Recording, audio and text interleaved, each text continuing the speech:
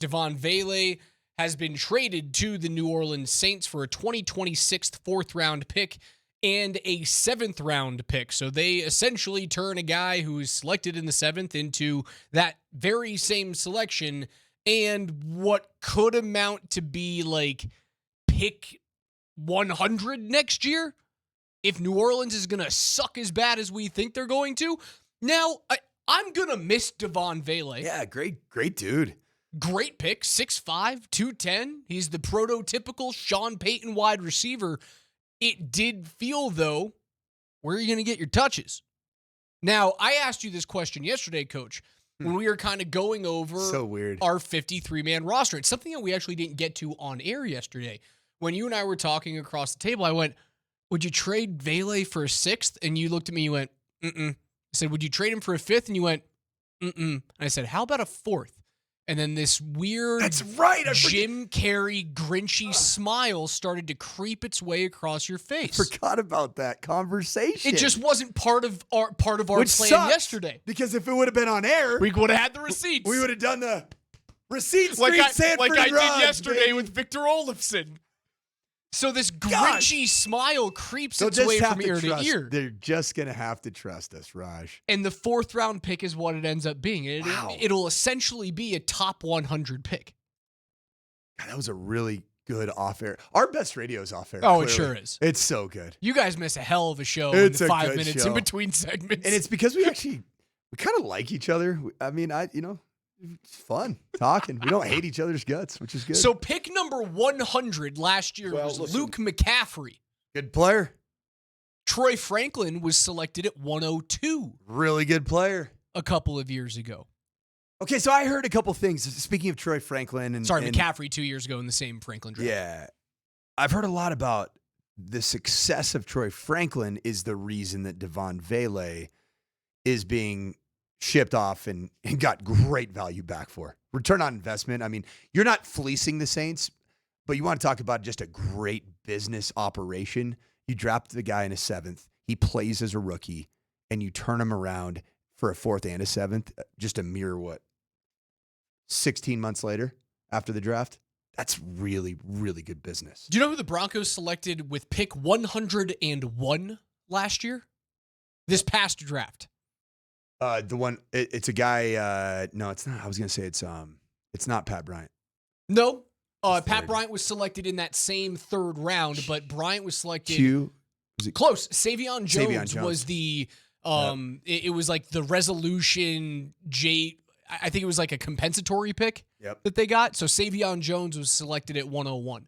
The Broncos have fared well in the last two drafts. Again, we don't really know what Savion Jones is going to be, but from what we've seen in camp from both Savion and Q as your like young additions to the defense, and I haven't even mentioned Jahdae Barron being an elite pick with the first round there. The early returns have been good, but with Savion and Troy Franklin over the last 2 years, like that pick 100 is pretty good for pretty George juicy. And Sean. It's a pretty juicy pick right there for any team if you handle it correctly. So back to this Troy Franklin arrow up, potentially leading to the lack of need or even the void of potential touches there would be for Devaughn Vele. I don't think it's Troy Franklin. They play a different position. I think it's Pat Bryant. Oh, it is very much Pat Bryant. The rapid ascent of Pat Bryant. And this is what I go back to. We all threw shade at Pat Bryant for his 40 time. On draft day. Just about everybody. To a certain extent. Like, really? I think Illinois wide receiver that runs in the 4.6s? Really? Here's what changed it for me. It wasn't the 70-yard second game of the preseason performance where he was just catching everything. He's just big. He's physical. What did it for me was when we were doing our broadcast a mere 2-3 weeks ago, from that, what is it? What side were we on? The southeast? On the south side. Yes, southeast is way more correct. The southeast side of the Dove Valley complex. And I'm looking over on Coach got his Garmin out today. I did. I'm looking at the southwest side at a strange angle. And I'm looking over at one-on-ones in the red zone, Broncos on Broncos crime happening. And I saw somebody create major separation on a red zone route.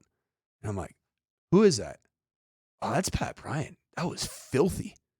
My gosh, can that guy transition? And then I'm like, wait, who was that against? Pat Surtain the second? Oh. And you know what happens when you're a coach? And you go back and you talk about that one rep. There's people that were on the field saying, hey, did you see what Pat Bryant did to PS2 in the red zone?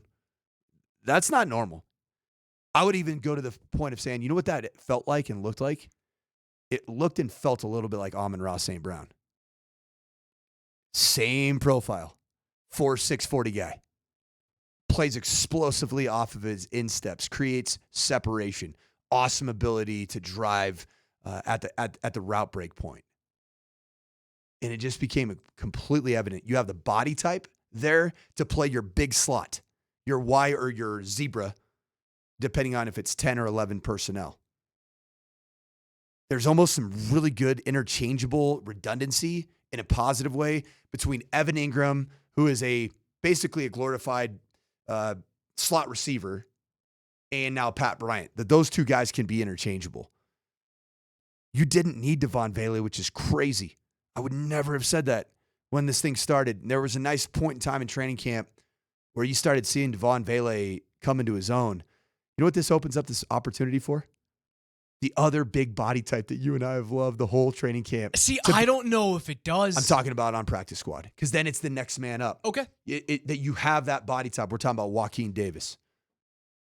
I don't think Joaquin Davis might have even had a chance to make practice squad, let alone have a chance to potentially play into playing time at some point in the event that there is an injury. Especially with how much we've seen Courtney Jackson and Juwan Newton factor in on special teams and Correct. returns. Like, there may be spots for those two guys because we've seen them utilized more often. Courtney Jackson looked pretty sweet. That's one of the kind of glossed over storylines from preseason game number 2 is number 89, the undrafted free agent out of Arkansas State. Looked like a football player, man. It's something about 89 in the Broncos in training camp that number always pops in training camp. 89's a solid number. It's who was it last year? It was Brandon. God, who was that? It was the receiver that caught Johnson. Yeah, Brandon Johnson. He caught a couple touchdowns at the end of the 22-23 season, and then last year in training camp he did some good stuff too.